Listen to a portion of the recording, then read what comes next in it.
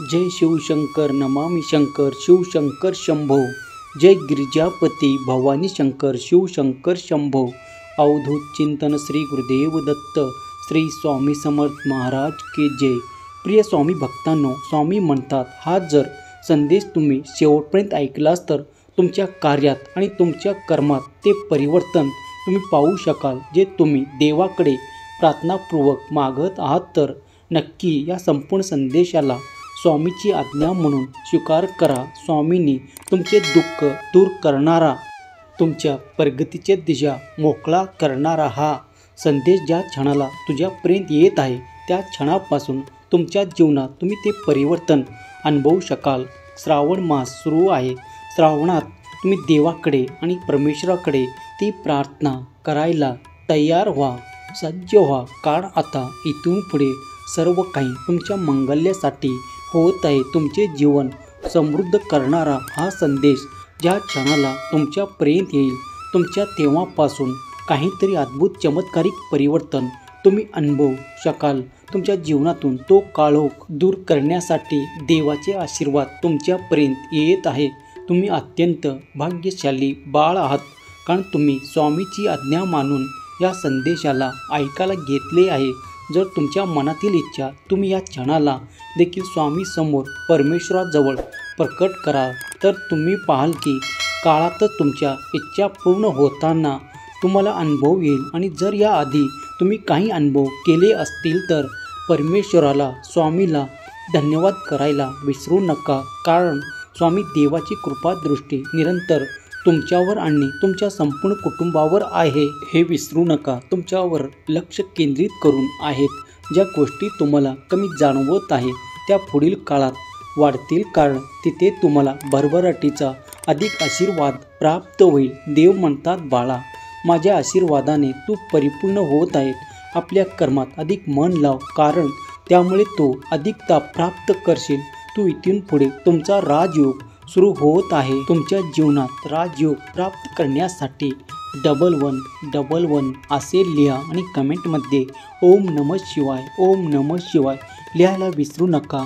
भाग्यवंत ठराल। त्यासाठी तुम्ही खूप काही प्रयत्न करत आहात, ते तुम्हाला मिळण्याची मोठी संधी येत आहे।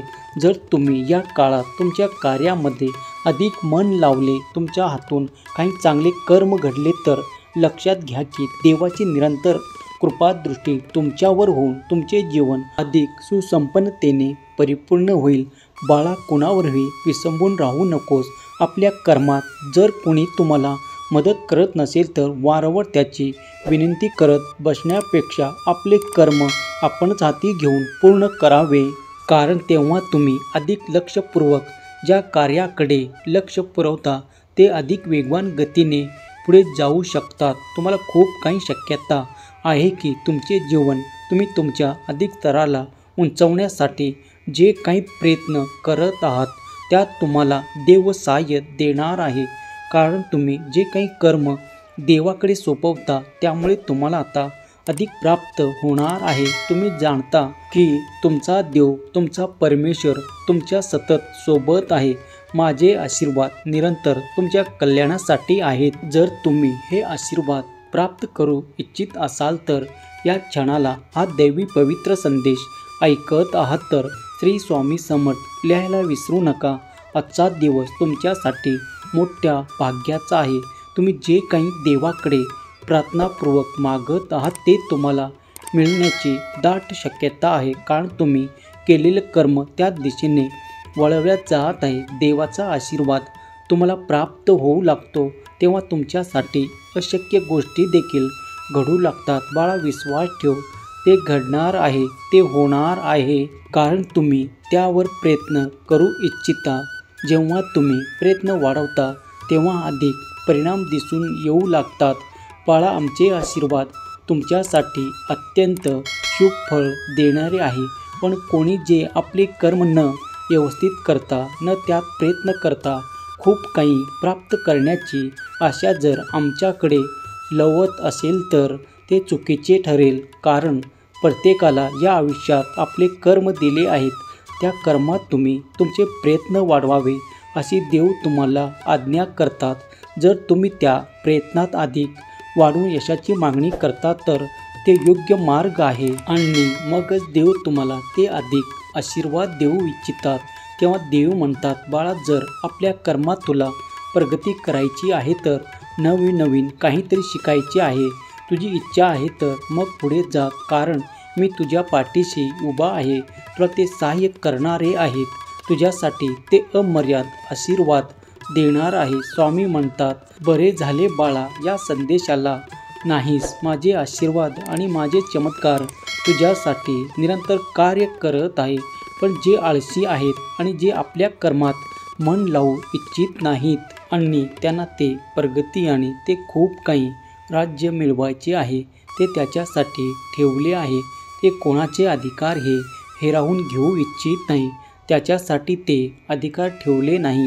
त्यांना ते उन्नती काळ प्राप्त होणार नाही, कारण ते तर खूप काही अडचणीग्रस्त आहेत. ते कर्म करू इच्छित नाही ज्यात त्याची प्रगती साध्य होईल. तर त्या ठिकाणी देवाचा आशीर्वाद तुमच्यापर्यंत पोचू शकत नाही, कारण त्याच्या मनावर राज्य करतील ती नकारात्मक ऊर्जा आणि नकारात्मक कल्पना. तेव्हा त्यांच्याजवळ माझे आशीर्वाद पोचत नाहीत. बाळा, मी हे यासाठी सांगत आहे कारण तू आणि तुझे कर्म चांगल्या दिशेने वळवले जावे. तू ते चांगले कर्म निरंतर करावे आणि आपल्या कर्मात ती प्रगती, ते ऐश्वर, ते सुख, ते समाधान आणि ते आनंद प्राप्त करावे. यासाठी मी तुला उत्साह देत आहे. बाळा, माझे आशीर्वाद निरंतर तुमचे कल्याण करणारे आहेत. जर तुम्ही या संदेशापर्यंत आला आहात तर तुम्हाला ते आश्चर्यकारक अनुभव आल्याशिवाय राहणार नाही, कारण तुम्ही माझे प्रिय बाळ आणि माझ्यापर्यंत तुम्ही श्रद्धेने, भक्तीने आला आहात. तर तुम्ही देवाची प्रार्थना करत आहात, तेव्हा ते तुमच्या कुठल्याही प्रार्थनेला ऐकत नाही, असे कधी होत नाही. तुमच्या इच्छा मान्य करत नाही, असे कधी होत नाही. कधी कधी काही गोष्टींना जो वेळ लागायला लागतो तो निश्चित असतो. त्यामुळे निश्चित राहा, तुमच्या मार्गात येणारे आशीर्वाद हे तुमच्यासाठी तुमचे जीवन परिवर्तन करणारे असेल. ते अद्भुत असेल जे तुमच्या मार्गात आहे.